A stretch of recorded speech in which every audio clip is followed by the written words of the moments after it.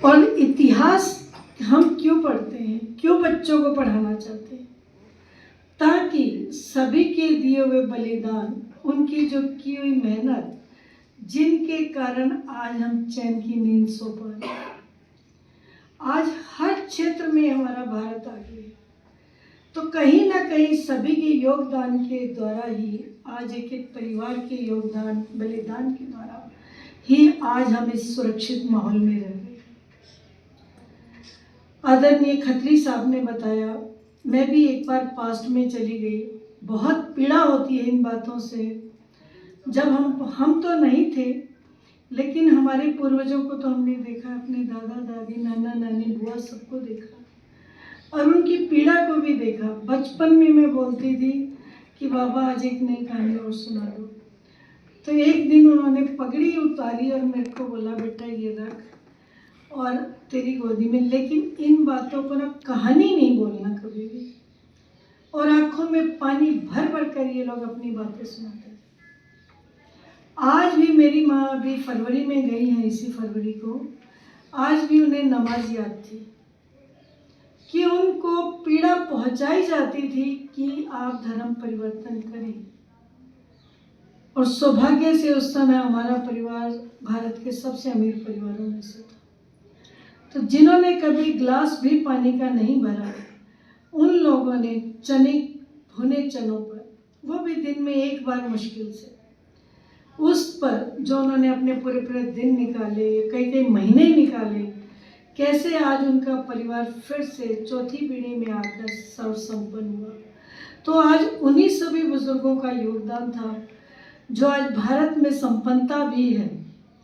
आज कहीं ना कहीं हमारे सभी बुजुर्गों की योगदान है, जिसके कारण अर्थव्यवस्था सुदृढ़ भी है। इसी में ही आज हमारे फरीदाबाद का नाम भी है। फरीदाबाद में भी जो हमारे बिहार के लोग आज हमारी अर्थव्यवस्था को सुदृढ़ करने में, उनका बहुत बड़ा योगदान है। न सिर्फ ये वर्ग बिहारी वर्ग, मैं तो पली तो अपने जाट और बनिया परिवारों में हूँ, लेकिन मेरे बच्चे जरूर बिहारी परिवारों में पले हैं। अभी इलेक्शन में हमारे काउंसलर लाल मिश्रा जी, जब हमारे मनोज तिवारी जी आए तो बोले, बहन जी आपने ऐसी बिहारी नहीं देखे होंगे। कैसे नहीं देखे मैं तो पिछले 34 वर्षों से दिल्ली में छठ मैया की पूजा करती हूँ। उतने ही मन से, उतने ही सम्मान के साथ उनका आह्वान करके पूजन करती हूँ। एक व्रत तो नहीं करने की हिम्मत जुटा पा रही हूँ। शिशिर जी तो जानते ही हैं, जब भी हर वर्ष होता है तो हम लोगों को भी छठ मैया का इंतजार रहता है। दाल भात खाना ही बच्चों ने आप सभी से सीखा। और सबसे अधिक जो आईएएस भी कहते हैं हमारे बिहार से हैं। ये सच्चाई है, बहुत मेहनती वर्ग है ये। जैसे हमारा पंजाबी वर्ग मेहनती कहलाता है, इसी तरह से हमारा बिहार वर्ग भी बहुत मेहनती कहलाता है। और ऐसा नहीं कि उस समाज से कोई अछूता है, सभी का कहीं ना कहीं से उनके साथ कहीं ना कहीं कोई जुड़ाव है। कोई भी परिवार ऐसा नहीं होगा जिसमें एक परिवार का आना जाना नहीं होगा। और मेरे परिवारों में तो अधिकतर परिवार बिहारियों का ही आना जाना है। तो इन सभी को साधुवाद करती हूँ, क्योंकि एक अपनापन जो होता है जिस समाज से मिलता है तो एक बहुत अलग लगाव भी हो जाता है। उसी कड़ी में आज हमारे भारत के प्रथम राष्ट्रपति, संविधान सभा के अध्यक्ष एवं फरीदाबाद विकास बोर्ड के पहले चेयरमैन और भारत रत्न डॉक्टर राजेंद्र प्रसाद जी को पूरे भारतवर्ष की ओर से, अपने समाज की ओर से नमन करते हैं। बच्चों को जहाँ तक इतिहास की बात है, उनके समर्पण की जो गाथाएं हैं, उनकी जो जीवन शैली थी, सच्चाई, ईमानदारी, कर्तव्य निष्ठा, राष्ट्र धर्म सर्वप्रथम, जो व्यक्ति यह मानकर चलता है वह एक सच्चा इंसान ही राष्ट्र को सर्वधर्म मानकर चल सकता है।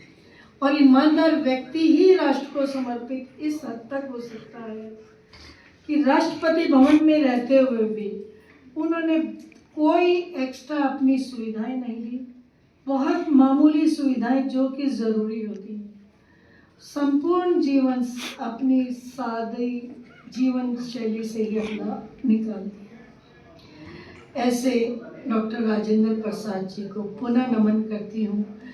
कर्तव्य निष्ठा से कार्य किया हुआ कभी व्यर्थ नहीं जाता।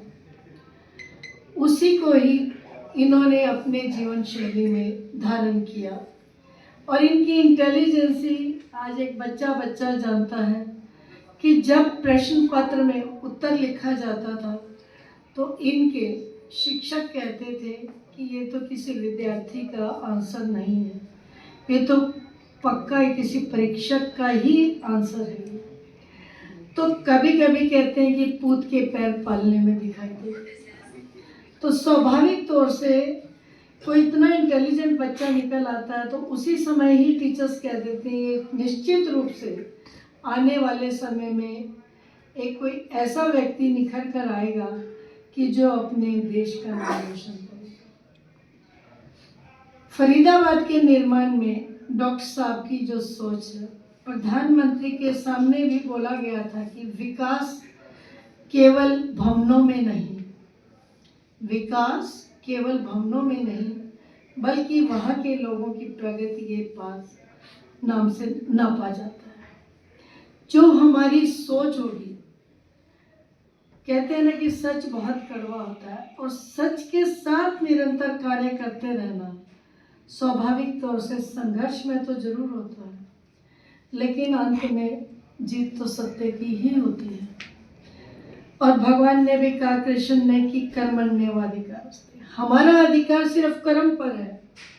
राष्ट्र धर्म प्रथम और कर्म का अधिकार मानकर अब हम राष्ट्र को के प्रति किए गए कार्य, जो भी ईश्वर के प्रति ईश्वर निमित्त कार्य होते हैं, स्वाभाविक तौर से किसी भी राष्ट्र के उत्थान में एक बड़ा योगदान होता है। विकास केवल भवनों से ही नहीं, वहाँ के लोगों की प्रगति में ही मापा जाता है। ऐसे विचारधारा से, उसी दृष्टि से उन्होंने इस औद्योगिक नगरी का निर्माण किया। वकालत के साथ जब वो गांधी जी के संपर्क में आए तो अपने स्वतंत्रता आंदोलन में भी जुड़ गए। वकालत उन्होंने छोड़ दी, उसका त्याग कर दिया। तो सोचिए कि जब राष्ट्र धर्म प्रथम आ गया तो उन्होंने उस चीज की प्राथमिकता खत्म करते हुए भी स्वेच्छा से उस आंदोलन से जुड़ते गए। सत्याग्रह, नमक आंदोलन, सभी हम जानते हैं कि इन आंदोलन के साथ चंपारण सत्याग्रह, असहयोग आंदोलन, भारत छोड़ो आंदोलन, इन सभी में इनकी बहुत अहम भूमिका रही है। इसके साथ आज बहुत सी चीज़ें उनके विषय में जानने को और भी मिली, क्योंकि हम सभी तो उस समय हुए ही नहीं थे। ज़्यादातर लोग इतिहास को हमने पढ़ा और जो आज आपने उनके नाम के लिए बात की, मेरा भी आपसे आश्वासन है कि उनके नाम के लिए फरीदाबाद में जरूर कुछ ना कुछ ऐसा किया जाएगा कि उनका नाम एक बड़ा सम्मान के साथ रखा जाए और गर्व से कहा जाए कि इसमें, इस फरीदाबाद के निर्माण में उनकी अहम भूमिका रही है।